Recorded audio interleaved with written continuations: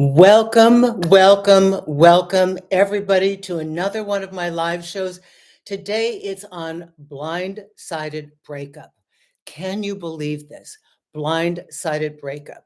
Hang on, I don't know what it's asking me to do to allow available devices to display contrast with them. Okay, Susan Winter here. I receive your questions and answers on my website, which is susanwinter.net. And this one is from Alexandra. And if we're lucky today, Alexandra will be with us, which is very exciting. I have Bea and Gwyneth, who are my ongoing moderators, lovely, lovely ladies. And Jeff is here. We've got Shilly. We have Mel. We have, let's see, Jessa is here, Jeff Phillips. Blindsided breakups. Let me start with this. I'm going to give you 8 possible reasons. Now, I want to remind all of you that I am working with one-sided dialogue. So if I had the couple in front of me, it would be an entirely different thing. Or if I had you one-on-one in a consultation, I could ask you all sorts of questions. But this should give you a good overview, any of you who happen to be at this time going through a breakup where you never saw it coming. There really weren't signs. There were normal things that happen in a relationship, but this is just like, and your partner's not talking to you about it. Why would they do that? We can't come to resolution and harmony until we have an answer. That is step number 1 in Breakup Triage. That's my audio booklet. And if you don't have it, get it ASAP. 33 minutes, my voice, free on Audible, couple dollars on Amazon. Just get it for yourself. It'll help you through the initial stage. But I'm going to read what Alexandra has written to me. And again, you all can write me question and answer, susanwinter.net. Go to the contact page. Underneath at the bottom, it says Q&A. It has some forms for you to fill out where you just write whatever.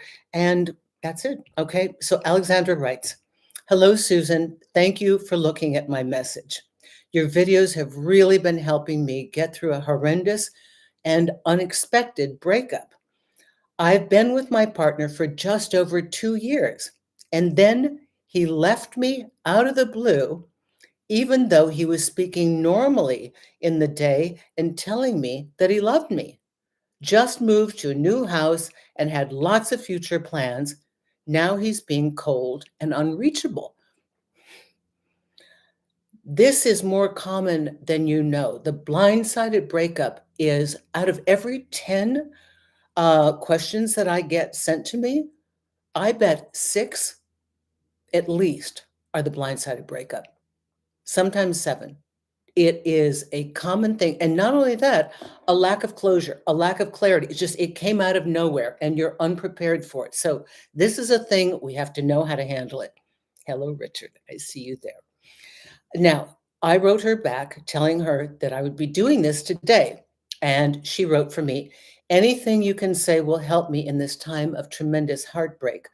He told me he still loves me, but I'll never understand that because I know if you really love someone, then losing them is not an option. And he has no real reasons as to why he didn't want to fix any of the problems we supposedly had or tell me about them, even though he was so very loving to me every day." Now, that line reveals a lot about him. So, Alexandra, if you're tuning in, I hope this will help you. This is the kind of detail that you get in a consultation. And if you haven't booked with me, please do so. Many of the people you see here have. I can do a good job here, but I can do a great job with you in a 45-minute or 1-hour session. Or if you come to New York in person, take you to the Core Club, it's magnificent, 3 hours. So let's talk about some of the 8 reasons. Okay, 1, they have some kind of internal struggle, and they made sure not to tell you about it, whether it's their sexuality, their identity, a mental health issue, or just plain dissatisfaction in the relationship. You see, if they were to tell you what it was. One, they might reveal something about themselves that makes them feel uncomfortable. Maybe they know it unconsciously, but they don't want to even say it out loud to give you any ammunition as to this is what it is. Maybe you tell somebody else. Maybe it's something for which they're ashamed, a form of behavior, something. It's come to a head as the relationship has progressed. The impact of this relationship solidification, new home, future plans, 2 years, kind of like you're at the point that you're going to make a big decision, maybe marriage.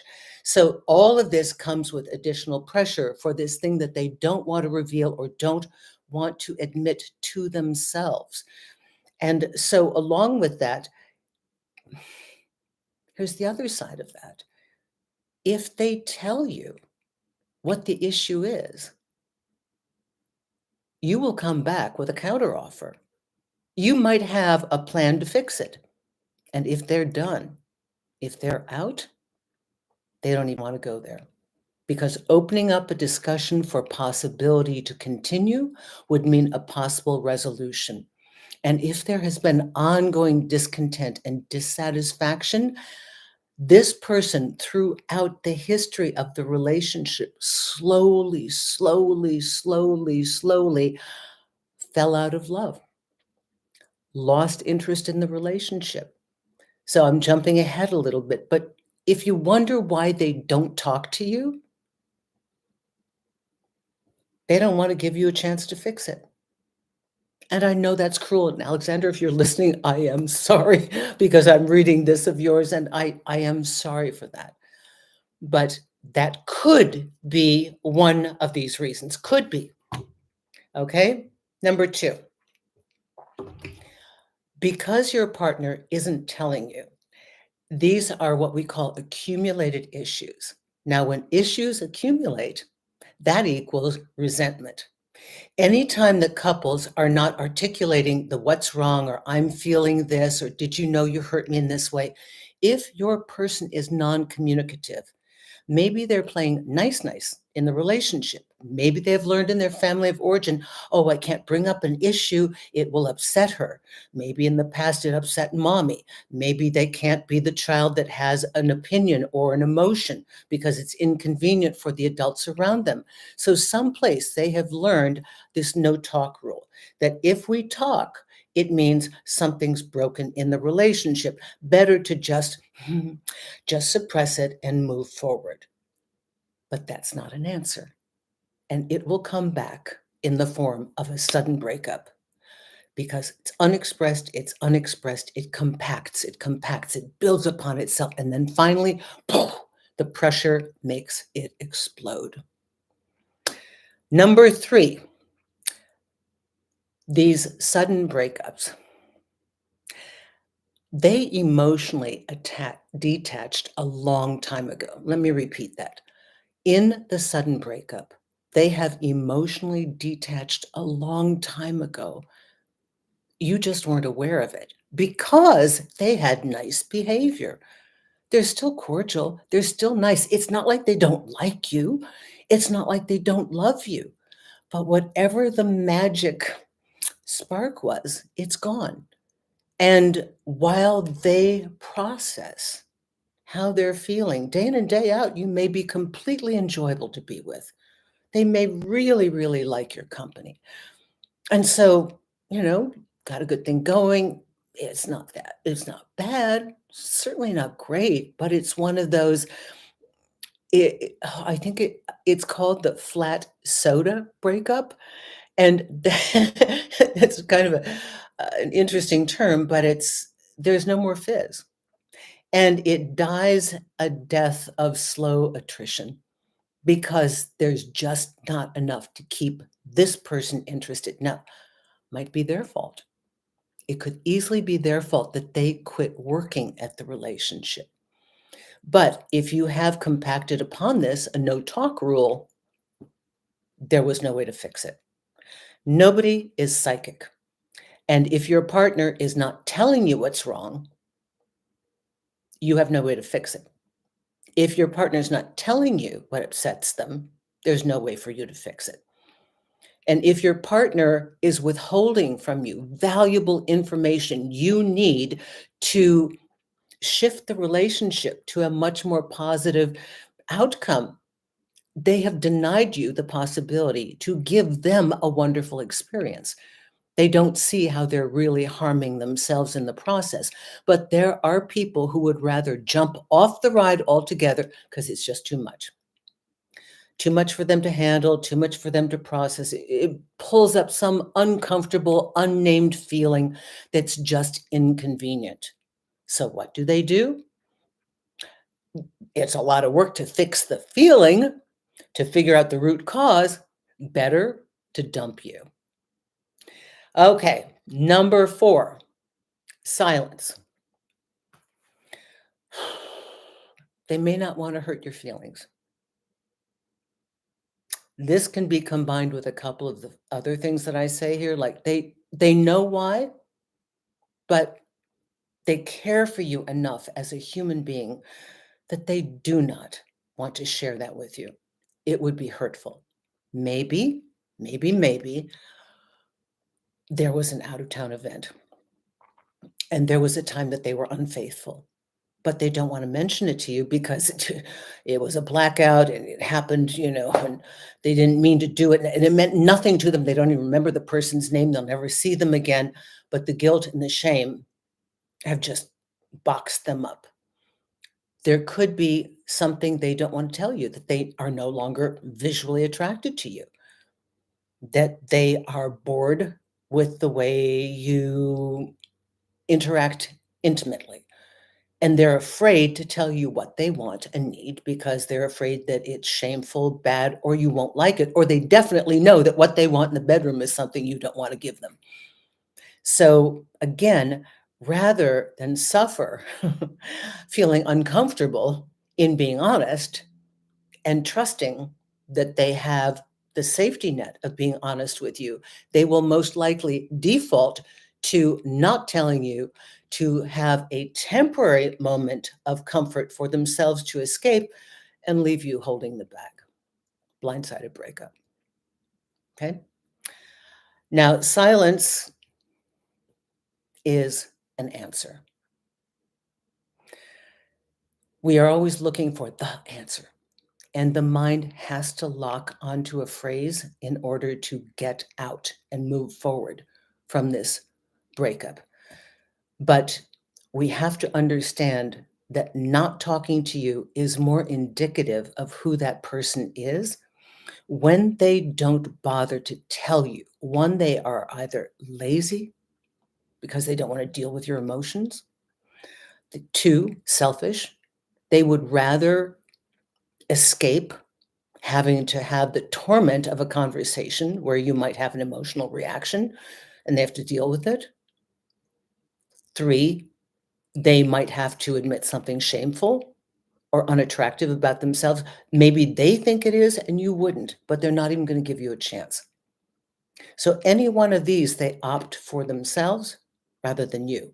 So while a person can indeed love you, they chose to save themselves at your expense. To save the discomfort of having to be honest with you. Okay? So this is where we have to reassess, as Alexandra said in the last sentence here. I just want to feel like my world isn't ending and believe that this can't have been my person. No, 2 years, this was a nice person who never really spoke up. They came to a tipping point.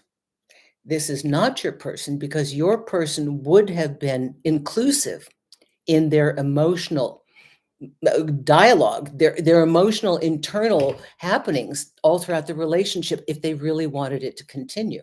I think this could have been another reason. This would be number 1, 2, 3, 4, 5. This is number 5.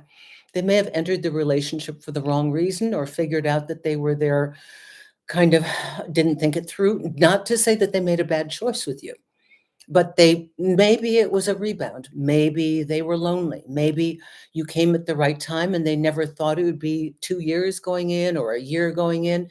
And now it is. And they're kind of like, I never really, I'm just done. Okay. So there was something going on within them. Perhaps the impulse was a lot more than, oh my God, this is the greatest person in the world. Doesn't mean you're not, but it might have been what happened. There is also a number 6. Perhaps they met someone else. And if there's a no talk rule going on in your relationship because they don't want to ruffle your feathers, they're certainly not going to tell you about their attraction to Sheila or to Don or to whomever, right? So, what may have started as an office cohort situation where they're working together and just got really aware of each other's phenomenal skills, whatever, something in emotional intimacy grew out of that. I'm not even saying it's physical, but they may find themselves pulled toward another person. And people are good at this. I remember some gals saying that they had to make sure that they lived with the guy so he'd come home every night. And one of my guys said to me, Susan, you don't realize they can take a lunch break? It's like, if you're going to cheat, you'll find a way to cheat. Doesn't mean you have to do it at night. So all these things that we do to protect ourselves, if somebody's going to act out, they can actually be very good at covering their tracks if they want to. Not saying, Alexandra, this happened to you. I'm just saying that this is a possibility. Okay, number 7, avoidant attachment.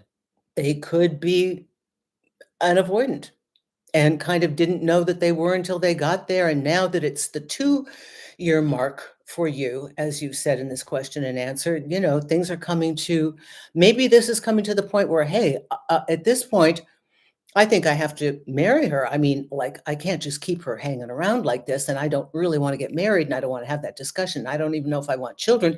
I'm not even sure I want to be in this because I kind of see myself riding a motorcycle and going through, I don't know, the Himalayas or something. And then I got this and I don't want to be that family guy. And you don't know the story in their mind, right? So when you don't know the story in their mind and they're not talking to you, this is what we get. This is why we get the blindsided breakup. Okay, one of the last reasons that people rarely think about for a blindsided breakup, outside forces. Do you know how many girlfriends have mucked up the good work I've done with a woman to get her with the guy that she wants to be with? A couple sentences, a night out with a girl that's bitter about guys, and that woman that I've worked so hard to open up and let her love the man she wanted to love that I knew was good for her, just blew him off. Yep, just exited. Or how many times guys have been pressured, or the family. You don't know. It could be an issue. Maybe there's something they don't like. Maybe it's a different religion. It's a different socioeconomic class. There are all sorts of factors that we don't see that their friends and family may be creating this external pressure. And they're not going to go back and tell you about this. What are they going to say? Mom hates you. I mean, they're not going to say that stuff. So this could be the reason for a blindsided breakup, coupled with the fact that they don't want to speak because speaking would hurt you. Okay. And those are my 8 reasons. And Alexandra, is this you? Okay, are you Alexandra Morris? I hope so. It is crazy because, okay, this is it. Okay, there we go. Okay, one of the 8, we nailed it. Okay, it is crazy because he said we'd get married one day, even just a week ago. He broke up with me on Tuesday. Well, now, this is why I urge all of you from the beginning, or if you're in the middle of it, have the honesty conversation. And I think you probably know what I'm going to say, and you can probably repeat it by heart because I say it over and over and over again. You will never be loved by a person that has to lie to you because it's unsafe to tell you the truth. You must establish, and it's okay for us to talk. We have to be able to say these uncomfortable things. We have to be able to share this. You are safe to tell me. I'm not telling you I'm going to like it. I'm going to bite my tongue and try and listen because if I can't hear what you're saying, we have no chance to fix it. And I want the same ability with you. Are we in agreement? When these things come up, there is no way to stay together. There is no way to conflict resolution. You're not going to get it if you can't share honestly. But that has to be cradled in a loving, supportive, non-judgmental support system. You have to be really disciplined to be able to listen without reactivity, without attacking. You will never get the truth. Girls dating players, you want to get the truth out of what's going on, you just let him talk. Let her talk. Just let them go on and on. Really? Oh, wow, you did that? Wow. Oh, that's cool. What about this? No reaction. They're just going to start rambling. You're going to go, oh, really? That's who you are. Okay. So, Alexandra, I think it was that. I think it's getting real now. Moving to the new place. In most of these cases, the fact that silence is the answer, I would advocate do not chase. But I think I know what that is. And we could go with that as being a possibility. If you want to reach out, if it's not going to hurt you, you might, well, it's kind of a form of bulldozing, but what I would say is you could say, look, I'm just wondering if this is all a little too much. We talk about marriage, there's the new home, and you suddenly bail. Let's talk. I'm not saying, I'm not forcing you back into something you don't want to be in. But I think you need to ask yourself, what does that marriage, what does that word mean to me? What does that make me think I'm going to compromise, give up, lose my freedom, be one of those guys walking through Costco with the cart, where the hell did my life go? Oh my God. Because I see them. They're just like glazed. They're just like pushing the cart going, oh my God. And that doesn't mean that's what marriage is. But some people have an opinion about that. Men, like, I'll never be able to wear the socks I want to wear because I'll be reprimanded because I'm wearing blue socks with black pants or something. So what's the story this person is carrying about marriage? What does that mean to them? How does that look? And is there not the possibility of playing it out differently? Okay, so I'm done talking. You all talk to me. We have time for super chat. Let me know what you'd like to hear about, and I'll start to pick some of these out until I can get to you. Susan, I think I may have an older woman at the grocery store that may like me, but I'm not sure. Why don't you smile at her and just start with a human conversation? Say, hi, how are you? You look lovely today. There's a great color on you. And then walk away. Don't give her too much so she freaks out. Just a little, you're testing the waters. And you always leave after something like that to give them room to breathe. All of the gals know here that when there's a guy who's a clinger at a party, the guy that comes up to you and he's just like, hi, oh, you look great. And he just stands there. That's the creep factor that we run away from. So if you're going to be flirting with somebody a little bit, do a little whatever. But I would always start as a human being, not pushing the sexual or the romantic angle. You'll get so much more traction. Women want to like you. We need to like you to be with you. And there are very few women that simply look at a man. He's got to be outstanding. A man to walk up to us and talk to us and for us to go, okay, I'll take you. Normally, you've got a much better shot at doing well with somebody if they feel comfortable with you. And the more they talk to you, then you start to add a little, yeah, you look great. And walk away. Then it comes in an organic way. I'm doing an interview tomorrow. So you all don't know this, but new information, I'm starting to do interviews. I've already done Jonathan Aslay, and you're going to see them pretty soon. I'm waiting for the thumbnail that I really like. I got Jonathan Aslay. I've just done Teresa Young from the UK. I'm doing Kezia Noble. Tomorrow. She is like the leading men's seduction coach. She's gorgeous. She was a wing woman for the London Pickup Artists and then flipped all that information around to use inner game and things like that, but not to like get over on women, but to just work with the psychology of men who have fear for approaching. Because most women I know are so exhausted by the fact that men don't pursue them anymore. They're like, I don't want to leap on top of you. If you're not interested, I'm not even going to bother. So we're going to have a really good discussion tomorrow, and you'll be seeing all these coming up in future videos. All right. So on to all of you. Alexandra, thank you for everything. Let me go back here. Everybody's saying hi. We've got Monkey Mind. My heart is shattered. All the hopes and dreams shattered. Monkey Mind, we got to process this stuff. Hi, Stacy. Hi, Lucy Lou. How you doing? Just watching now from the beginning. Thank you so much. She's here.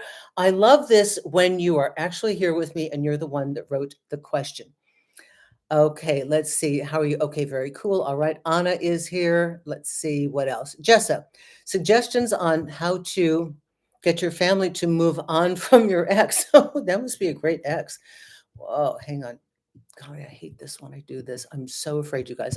My screen is so touchy, and I am so afraid that if I do something, I'm going to miss. Oh, hang on. We split, but they continue to see him, knowing it didn't end amicably. Oh, dear. Advice on a convo with young cousins that got attached and keep asking, do they not understand the part where you say it didn't end amicably? If they're your cousins, they need to back off, because it seems like, could this person be trying to work their way into your extended family to get back in? So this is, they're not helping you. They've got to pick a team, and hopefully they'll pick a family member first. Okay, how do you remove someone who you love from your heart? Very good question. Someone you know is using you, but you can't let go. I'm going to tell you what a therapist told me, and I'm going to tell you part two that she never told me. One, it's not about them, meaning the place that they have in your heart is meant for somebody that is going to love you. The fact that you've grabbed onto this empty can and keep shaking it for content, and all they're doing is using you, is not love. But it may be the closest thing to what you remember in your family of origin. So you're grabbing on to an impression from something that you know. But we are asking you to move forward and start to create a new vision and a new story for how you want to be treated. The way to get them out of your heart is, if you've already said, I know they're not good for me, or I know they're using me, why are they stuck? Because you let them be somebody that doesn't belong there, you know? So any attention they pay to you is probably for their gain. And don't misconstrue being nice because somebody wants something. I have been, wow. I mean, I have people call me out of the blue, and I'm like, oh, wow, isn't that nice that they're thinking about me? And then I end up hearing that they need money for some kind of an app development that's like, we're talking like heavy 5 figures. I'm like, who do you think I am, for God's sake, you know? And, but I have to understand this is human nature. And if you are overgiving, I suggest you watch every single video I have with the keyword overgiving or give too much, because you're giving too much and they're taking too little. You're never going to get that hole in your soul fixed if you're on uneven ground. They'll keep putting you on empty. So that's the way you get rid of it. You start looking for what you really want. Yeah. We've got another gentleman here who keeps paying for somebody that's got no interest in him whatsoever. And if you know that's their agenda, why are you surprised at the fact that they don't want to give? Because they're takers. You know, that's it. Okay, let's see, what do we have here? Jessa. Okay, we did this. Okay, Richard is here. Okay. Hello, Tomas. How are you doing? Valerie, hi. Shilly, should we take back a man who just leaves like this? Tricky. I don't know the rest of the details. If you haven't had the straight up conversation confronting them about why they're not talking to you, and that they had the option to do so, and you're still met with stonewalling, then they're simply a person that doesn't want to participate in an equal and healthy relationship. Most of you, I suggest leaving no stone unturned. But I say that with the understanding that that does not mean emotional abuse, psychological abuse, physical abuse, monetary, financial abuse. It means it's really hard to leave if you're not done. If you're not done figuring out, I tried this, I tried that, I tried this, and I tried that. Now, some of us come to that much more quickly because we realize that the sand in the sand doll is right, not so much left. And we don't have time for anything that looks, smells, seems like that because we've been down this road and we tried and tried and tried with somebody only to come to the, yeah, not going to work. Now we start to see that stuff and we're like, no. So it quickens its pace as you quicken your pace in understanding what you will allow and what you will not allow in your life. Okay. Let's see here. If you do not have a great lifestyle, is it a good idea to date? You date to find love, and people are in all different economic strata. So, I mean, there's always it's never been something that should stop people from falling in love. You're going to meet the people in your crowd. You're going to meet the people with whom you associate with. No, it shouldn't stop you. I have guys who write me and tell me that they can't date because they don't have money. And these are nice guys that want to actually take a girl out and they don't feel that they're ready. And I have men who are afraid to move in with a woman or move forward with her because they don't feel they're ready, meaning they come from a very traditional mindset where even if she works, they want to have the full capacity to take a woman into their life and support her and support children just for their peace of mind. And so they're not where they want to be financially, okay, in their job or their career. Low communication is not good in the relationship. Jeff, you nailed it. Pearls of wisdom, as always, Susan. Blessings. Thank you, Justin. Okay, let's see what else. Any super chats here? Okay, thank you, Susan. I know that this is his issue and I can't fix it. I always offered my support and love, and he chose to never come to me because he didn't want to. I will process this grief. I don't know. Um, I I want you to review what you have considered to be a 2-year relationship. And I want you to really go over some basic factors from this point on. Are we definitely a couple? Has he given me girlfriend partner status? Have I met all of his friends? Have I met his family? Because sometimes we date and we date somebody exclusively on our end, and we assume that they're exclusive with us, but we have not been included completely. Perhaps that's been the case. I don't know. But oftentimes people suffer a breakup, and while every interaction is a relationship of sorts, they suffer this breakup. And when we really do push coming to shove, I discovered that they met somebody for 4 days, um, on vacation and have been chatting on WhatsApp for over a year, and the person never came to visit them. Alexandra, I'm not saying this is your case, but they never came to visit them. And so the other person thinks, "Oh, I'm in a relationship. This is my partner." No, you're not. Well, you are, but you're not in a formalized relationship because formalized relationships have rules.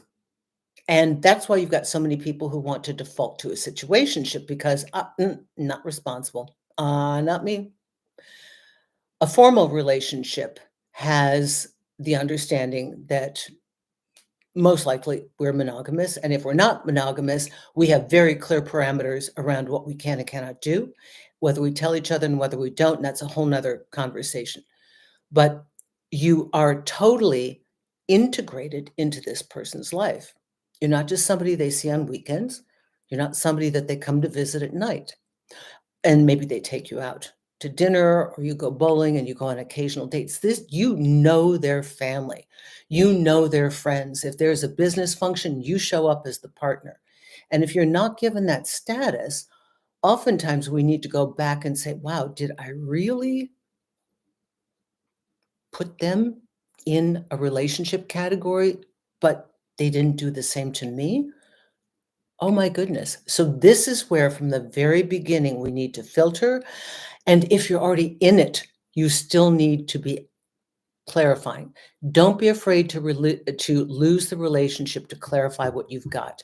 If they're that terrified to clarify it, you're going to get dumped at some point anyway. Okay. $5. Who do we have here? Airwick Robots. How are you doing? Okay.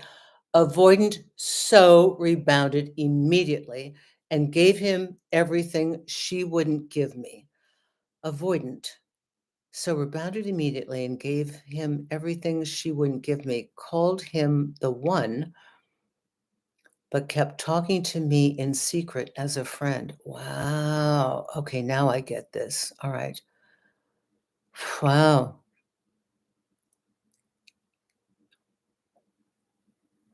Okay, so you were an emotional affair, I think, maybe or more. It gets so tricky. Thank you for your contribution. It's so tricky when you have another person in there.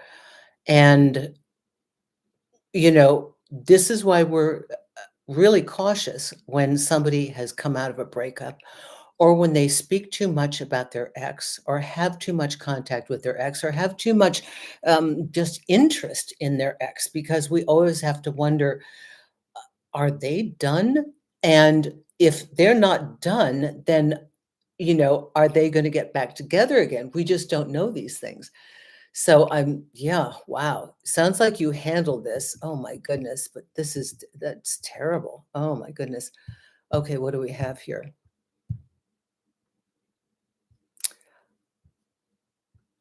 I wasn't lazy. I was paralyzed with the realization that I was completely unprepared to express my needs and feelings. Opted the gift that kept giving. This is a great realization. So while I've been shooting it from the lens that they're not talking to us, oftentimes we don't open up and let somebody know why we bailed. So it goes both ways. I think this is Richard. No, this is Valerie. Hi, Valerie. $20. Thank you so much, Valerie. Younger, long distance guy who disappeared while I was visiting him in New Jersey is apologizing again. God almighty. Saying his conscience is heavy and he doesn't know how to make it up to me because this isn't something light. He said he's been tearing up. Golly, how young is he, for heaven's sake? Um, okay. Out of curiosity, I would revisit that just because I would want to know. Like, obviously, at first glance, if he avoids you and runs away, you're not going to have a stable relationship. So let's get that out of your mind. Please get out of like, oh, maybe I can help him grow. Maybe I can fix this. Just put that out of your mind. But what would be an interesting conversation if you're emotionally at the point that you could handle it is I'd love to go back to him and say, not romantically, not whatever, one human person to another human person. Like, what's up with that fear? What's the story you've got going on here? Like, what do you think is going to happen? What do you fear is going to happen? What are you afraid to feel? And if you feel that, what'll happen? I'm not pushing. I'm not trying to get back into this. I'm not challenging you. I'm not fighting for a different outcome. I'm just really curious because I think that would be really an interesting conversation for you. And because there is no requirement to get back together on his end, he might, for the first time, be really willing to open up because this isn't how you handle people. You know, so many people are ill prepared these days. They get to a juncture in the relationship and they're like, I'm just going to run. I'm going to run. I don't know how to handle this, so I think I'll run. That's a good idea. And they don't realize that this cycle will repeat over and over and over and over and over again because there is only one way to get through this stuff is we go through the center of it. We embrace that uncomfortable feeling. We call it up. We get honest with ourselves. We say what it is. Oh my gosh, I'm afraid of commitment. Why am I afraid of commitment? Because commitment to me looks like a trap. Do I know it's a trap? Why do I think it's a trap? Is it always a trap? Have I ever seen the possibility that it's not a trap? What would that look like? If I wanted to make up that story in my mind, what would that look like? Oh, it would look like this person enhances my life. This person gives me freedom. This person isn't trying to become enmeshed in my life. Oh, that would be enjoyable. Maybe they're an intellectual. Maybe they're an artist. Maybe they've got their own thing. That would be nice. New version of the story. Okay, let's go on here. Thanks, Susan. This is Mike, by the way. I still can't let him go. Oh, okay. You changed your name. Mike.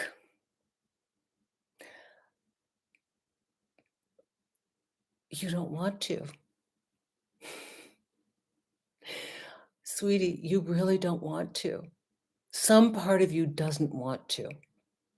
Because when it's like, I want to lose 10 pounds. I need to lose 10 pounds. I hate myself because I didn't lose 10 pounds. But then I go to the refrigerator, I start eating I don't know, piece of pie. And I don't go to the gym. So what do I really want? I want to feel comfort. So what does holding on to him give you? I know this seems illogical, but I have to ask because I want you to undo this little knot.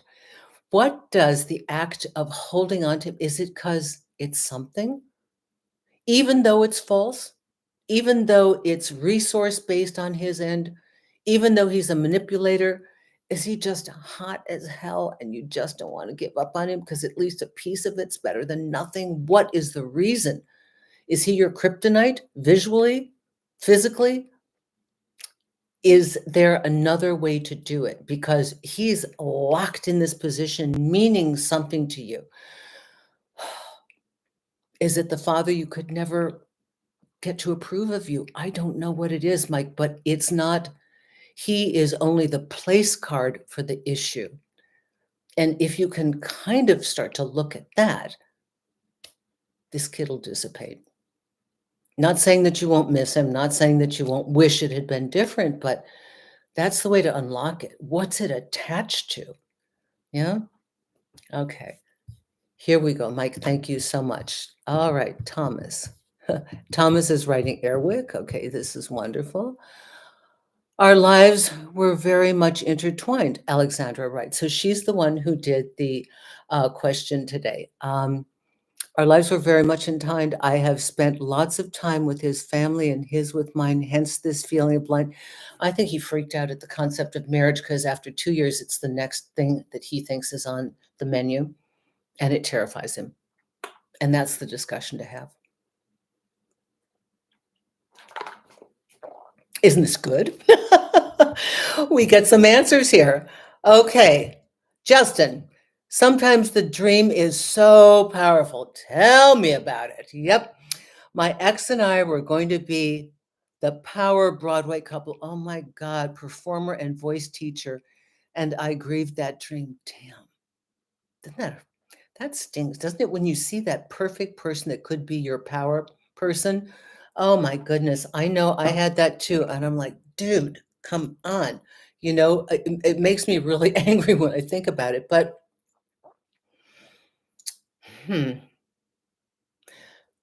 maybe the ultimate relationship, other than being a power couple, because honestly, in the arts and stuff, it could get a little competitive unless they're in a vastly different field. Like because we see this in Hollywood all the time. One person's career rises and the other one doesn't, and then you see divorce because it's hard to handle. And it's just, there's a discontent. Maybe, Justin, your perfect person is phenomenally gifted in tech, in architecture, in something like really a powerhouse in a consistent job, and just thinks that you are the most talented, incredible human being in the world. And oh my God, I cannot believe that this hottie is my partner. I mean, he's so talented and he's so hot. I mean, wouldn't it be nice? Maybe. Let's get a couple themes and variations of the dream just to unlock this one a little bit. That's what I would really think about. Richard, I think I did this one. Oh, Richard. He's such a lovely man. 5 years ago, my lady blindsided me with a telephone breakup after 3-year romance. Oh my God. No explanation. I moved on. Recently, she has told my friend she wants to date me again. I'm not interested. What do I do? Remain not interested. I, you know,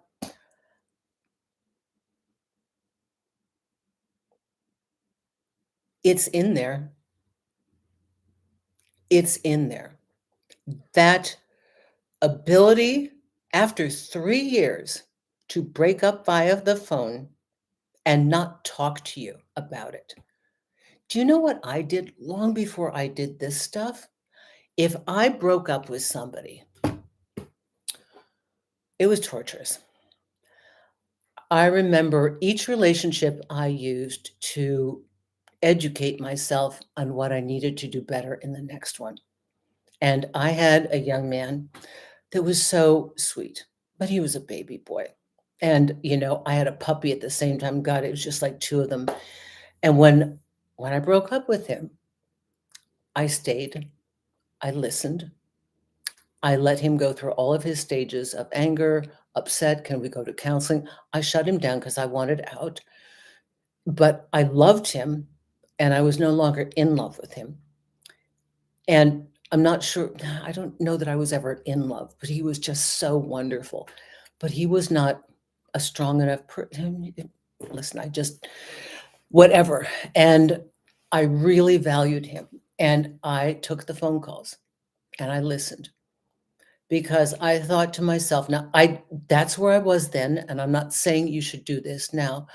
But what I thought is, I got you here. I got to at least help you get out. It's my fault that you feel this way because, you know, you fell in love with me and I stayed around to encourage that. And it was a great relationship. I think we were together about 2.5 years, lived together. But he couldn't grow in my shadow. And he couldn't be the man. He was the one that wanted to drive in the snow. And he was so wonderful. But he was a baby boy. And I suddenly had a puppy and I realized I had 2 puppies and I'm just like, oh God, I can't. I've got so much in my head. I was working so hard. I had so much to do. I couldn't take one more little one. I just had to, yeah. So anyway, I'm not saying do that, but that's the difference, Richard, that somebody who really was there and really loved you, they might have taken the time to really be accountable and let you have your say. It's uncomfortable for them to hear it, but I think it honors the relationship unless unless the other person's been abusive. Okay, so that's that. Thank you. IQ, I realize after being involved with a considerably younger and avoidant man, boy, that's good, 2 in a row, for 2.5 years and trying to stay friends with him for 3+ years, that he was doing all the taking and none of the giving. It's so easy to do in a relationship that's age gapped or anytime that there's a power imbalance. And even age itself can make a power imbalance because of simply what you know, the resources you have, the material that you have on life in general puts you at such a disadvantage that what happens is you end up trying to empower them by giving your power away. Like, oh, well, if I have less power, you'll feel more powerful. So I'll help you to do this. So I'll give you all these things. And then what happens is, so this is why I deal so much with power, is that the more we give away power to a person in that we disempower ourselves and overgive and overdo and handle their life for them, the more that we do that to try to be there for them and support them and guide them and all that stuff, they start to feel disabled. And while they may well have wanted the help, and even for Mike here, the resources, they'll end up hating you for it. On some level, the fact that you need to intercede for them reminds them of the fact that they are inherently incapable of doing it on their own. And while you would think they'll be jumping up and down and saying, oh my God, I'm so lucky. This person has helped me get this job. This person has given me this. I'd never have this if it weren't for them. Guess what? They didn't earn it. I did another video about this recently. You have to earn your own self-respect. And if somebody tries to help you by giving you too many things that you know you didn't work for and you're not ready for and you didn't earn, you will disrespect it. Have you ever noticed how well people take care of their things when they work for them? I had a gal that lived in my building when I was first in New York.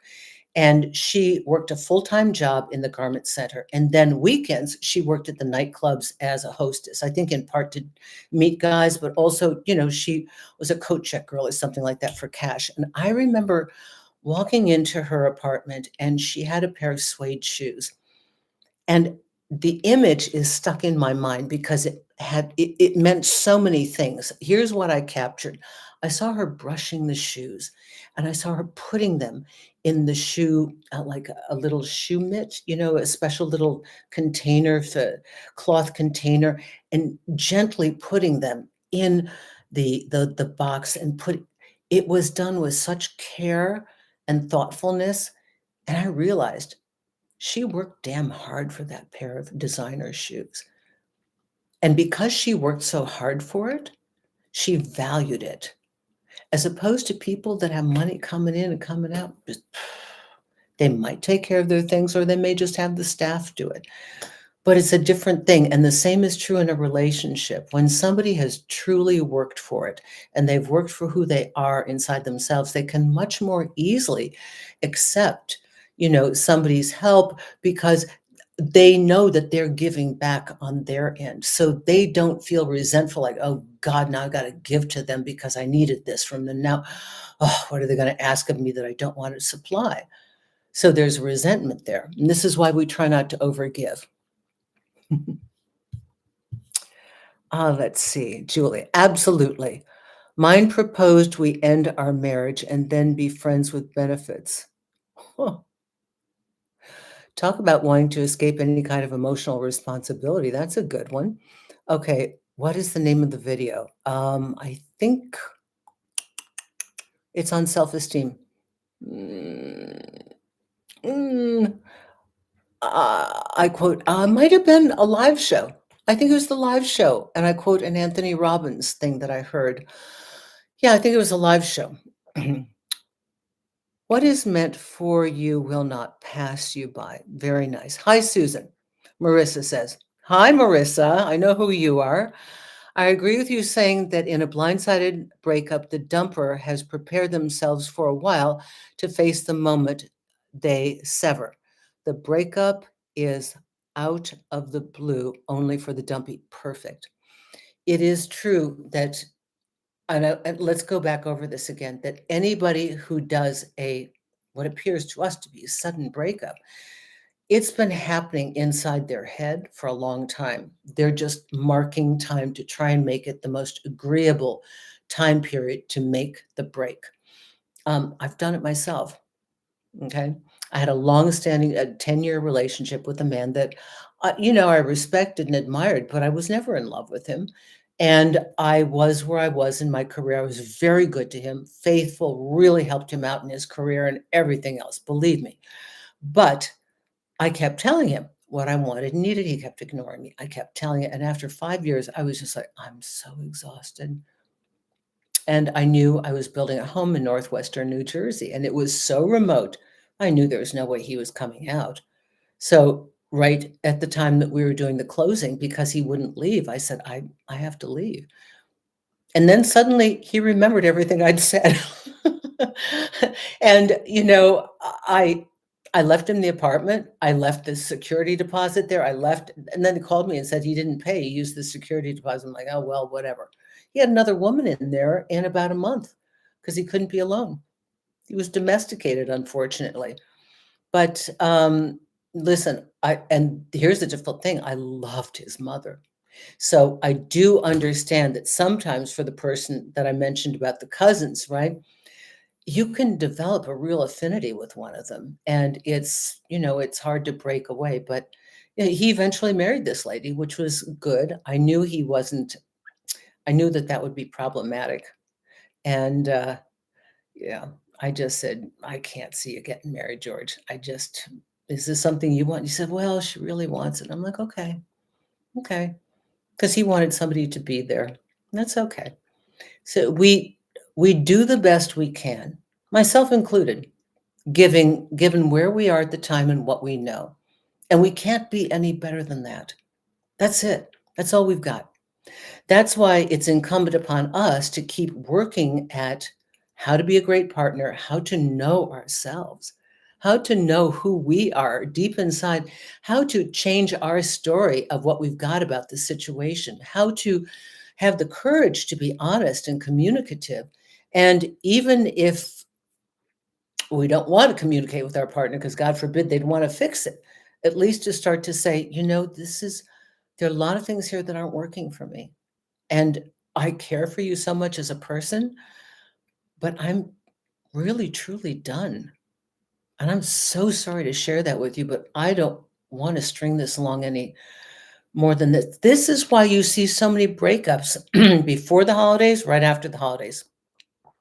Happens a lot because people can't go through one more event and fake it. Okay. I hope that has helped all of you. Alexandra, I love the heart here. I am going to sign off, everybody. I have another interview now, and I want to just remind you of a few things. B and Gwyneth, thank you. Super chatters, thank you for everything. I just want to remind you about Breakup Triage. Again, it's fabulous. It's 33 minutes out of your life, and do the exercises in there. It will help you to get over the person that dumped you, okay? Consultations, don't forget, susanwinter.net. Go to the consultation page. I'm doing interviews, which you will be seeing. I'm doing more interviews with other people. I'm interviewing them. They're interviewing me. When will you come to life again? I do this every Thursday. Okay.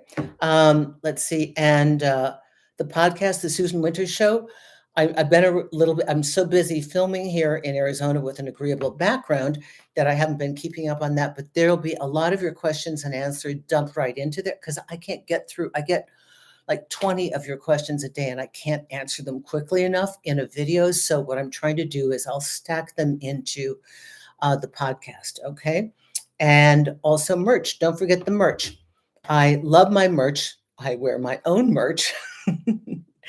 I wear the You're So Big and Strong in the gym. And each one of the pieces of merch, if you go to my shop page on susanwinter.net, you will see that each quote is to reinforce something for you. Now, you can get a sticker for like $1.25, or you can get a mug or a t-shirt or a baseball cap or a tote bag or a gym bag or whatever. I think it's really important that if these mean something to you, keep it with you as a visual reminder. I've got 4 quotes. I'm not going to do any more for the time being. That's enough. I've got consider this. What if it's all perfect? Meaning the very breakup that we are so suffering over right now. What if it was that breakup that freed us up to meet the person that we marry or that we live with for the rest of our lives? What if that was the thing that we needed to meet our person? Okay. What about it's not me, it's you? All of you that are trying to figure out what you did wrong because they're just like, they're out, they're hot and cold. Like maybe it's not you, maybe it's all about them, right? What about keep the dream, replace the person? That's when we have a person and so much is right and we got that dream. Like my performer, I think it's Justin, got the dream and they get into the dream, but they fail the design. So we're like, oh my God, you're the one that inspired my dream. You're the one that gave me the dream. And now you don't show up and do it. How irritating is that? You had a chance to be in my dream. I want my dream. And so we get so irritated at them, but we get to keep the dream, replace the person. Okay. And what's the last one? I think that's it. No, no, no. I know that there are 4. Oh, you're so big and strong. You're so big and strong. Gals, you looking for something for Valentine's Day? Men love this stuff. I love it. It's kind of tongue in cheek, but I'll tell you, The Lauren, my media director, wanted to include aprons. I'm like, Lauren, nobody does cooking. She goes, oh, you don't know anything. Just put the aprons. The bodybuilders are buying those aprons so they can flex. They do it shirtless and they put on the apron. It says, you're so big and strong. They love it.